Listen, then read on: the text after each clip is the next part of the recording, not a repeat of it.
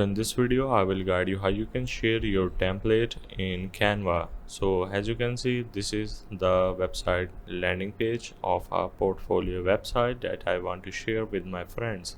Now what you need to do is to simply click on the share on the top right corner, and there is the option of collaboration link, which is going to determine whether the other person will going to edit or just view your project. So what you need to do is to simply click on this collaboration link, and as you can see we have the option of anyone with the link. So simply click on it and make sure to select whether the other person can only view, comment or edit your project. So you just need to select accordingly and then click on the copy link. And now if I open up any other browser and paste the link, as you can see, this is how the project will gonna look like. I cannot edit this as the permission is only for the viewing. So hope this help. This is how you can share your project in Canva.